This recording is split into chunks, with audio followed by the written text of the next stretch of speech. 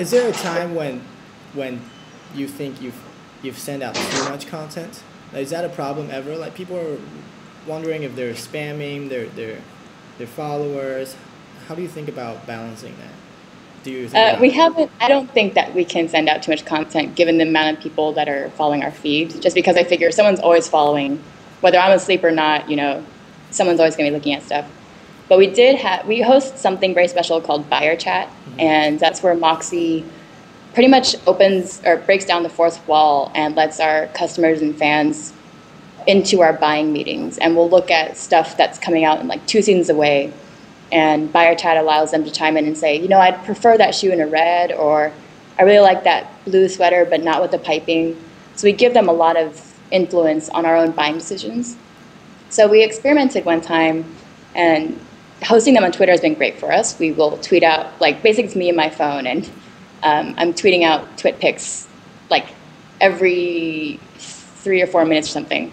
So one day we decided to change that and maybe try to make it a video streaming situation. So we tried streaming, and what we've learned is that Twitter has a rate limit, and we totally hit that rate limit like halfway into our first video Buyer Chat. So technically there is too much content, but it's not often that you'll reach that. I think we were doing like 3 tweets a minute, which when it adds up totally puts you over, and we were not allowed to tweet for like another 2 hours or something, and we're like, how do we communicate to our Twitter followers that we're blocked right now?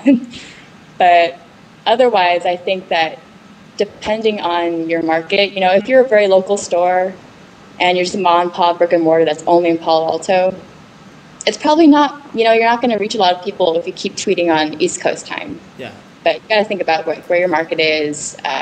For Moxie, since we're international, there really is no limit to what I can share and when I should schedule pushing out publishing content. Tying that back to the business at Moxie, how do you measure social media's impact on the business? Is it just something that you're seeing it? You can kind of see it. There's active community. There's active communication going on all the time. You can see it. Is that enough, or do you do more to justify everything that's happening on the social web?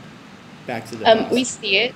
Yeah. I mean, one of the great things about Twitter, Facebook, and all these things is that the comments are pretty instant, and we're more or less always on top of what responses are coming in. Okay. So it's a great way to see everything and aggregate the responses. On top of that, since we are a store, whenever we send out a tweet that includes a link to a new arrival or a suggested piece, we put a tracking code on that just to see who clicks through. Because even if I'm replying to somebody and giving them a direct answer saying, this pair of shoes would go really well with that dress that you showed us, it's bound to show. Other people will click on it even though we're not talking directly to them.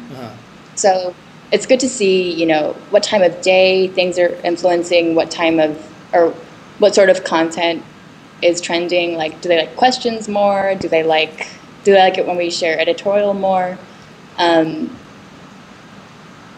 So it's one thing to see comments on Facebook and Twitter on the blog, but it's another to actually be able to measure what people think makes you click-worthy. And have you seen, is there like a particular time of day, or do your followers tend to prefer questions? Have you seen stuff like that? Yeah, actually, since all these things are pretty short form, like 140 characters or just a Facebook post, we find that more finite questions get more response, more closed-ended. So A or B typically. Okay. Or I'll ask a question that I know has a set parameter for responses. I'll say, like, how do you want to style this? And people don't go too crazy. I mean, it's shoes, top, bottom, maybe an accessory. So we ask questions that are very directed, but without swaying anything. So you can still keep it open form, but giving them a little bit of limitation kind of makes sure that they're not thinking too outside the box and they can actually respond without a narrative. I see. So short form questions fit in the style of Twitter that you can just easily respond to. Okay, right. That's a good tip. How do you treat Facebook differently? It's not as fast, obviously. You never hit the rate limit on Facebook because it's just different. It's a different style. How do you think about that? I think of Facebook as more of a forum. The tricky thing is, from a community management standpoint, Facebook changes its parameters sometimes without a lot of notice. So, one day I realized I can't click immediately to see all the photo comments on this album, and you have to get used to digging around and making sure that you're checking on recent content. So that's one thing, just being a better watchdog about stuff. Mm-hmm. But I think of it as a forum because if you look at large accounts, there's a great chance for a lot of bad publicity to happen on Facebook because in many ways it's easier to archive. People can actually see a thread. Twitter's a lot more terminal, much shorter, so that things don't seem as lasting a lot of times. But Facebook, there's a lot more evidence of whatever happened before. So just as an example, Marie Claire wrote this one article, or posted an article on its web version, and it got a lot of heated response. And people were joining the Marie Claire Facebook just to flame it and then leave. So to me, that was a huge, obviously it's a huge PR issue. It got they had ridiculous numbers of attention, and they even had 4chan coming in and trying to be trolls about it too. So it was pretty big, but to me the biggest mistake was that nobody was moderating the community, and nobody was actually responding, and nobody was actually protecting the people who still liked Marie Claire. So I think for a lot of companies, they don't know what to do with that. The response is never the customer is wrong. That's forever still a true statement. But at the same time, you can't be silent either. You have to moderate and protect a community and be involved and still be lively and accessible. So even though it's Facebook and a zillion people can comment on one forum at one time, you have to be the voice of reason in all of it, and at least be supportive of your community. And even if something advocates against you, you need to actually be ready to engage in dialogue with the person who's speaking against you. If it's a troll, it's one thing, but if it's a spammer, it's a different story. But if someone's actually asking critical questions, you can't give the silent treatment to that group of people. I see. It's a lot. It sounds like it's a lot more involved on Facebook. Okay. Yeah, just because the record keeping is better there in some ways. Yeah, and what about the way people interact with content? How do you think about posting content on Facebook or interacting with individuals? It doesn't seem like you can do that as easily. And so how do you make it work?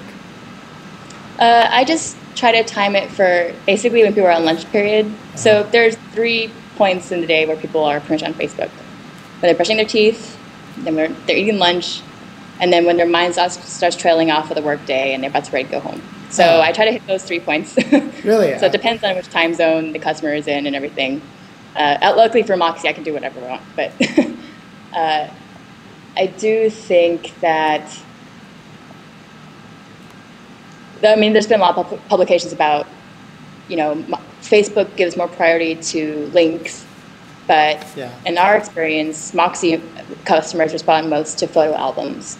So with those photo albums, typically don't get a response if they're beyond 5 pictures.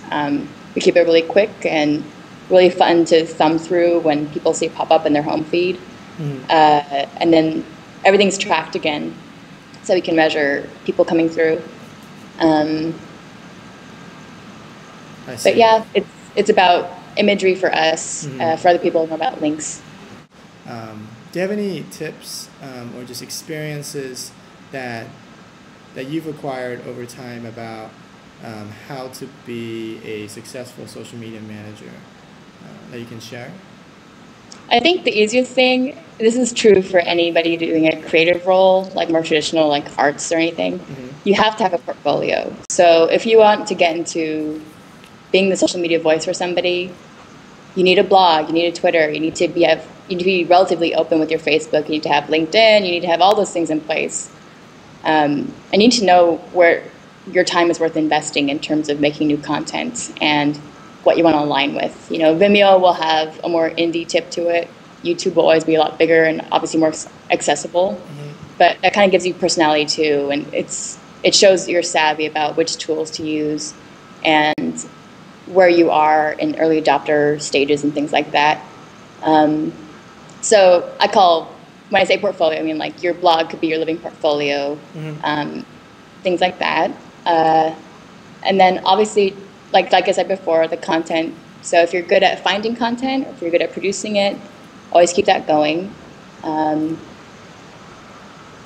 And just be ready to understand that social media is not a 9-to-5 job. It's moderating throughout the day and the night. It's moderating throughout the weekend. It's telling people about things that for some reason, social media people love food. So if you see a beautiful sandwich on your plate, people love that kind of photo and they'll respond to it. So it's knowing your culture and knowing the space that you're in and what people respond to. And luckily, things like pictures, videos, images of food, they're really easy to give a response to. So, and I think the biggest thing is having an intuitive sense of what people are interested in, what they're looking for, and how you can bring that to them. That's hard. That's hard for me. And maybe we can talk more in the future about like how to develop that sense of content. Do you have any quick thoughts on that? Like how to develop the intuitive sense of what's going to work with the people that you're targeting?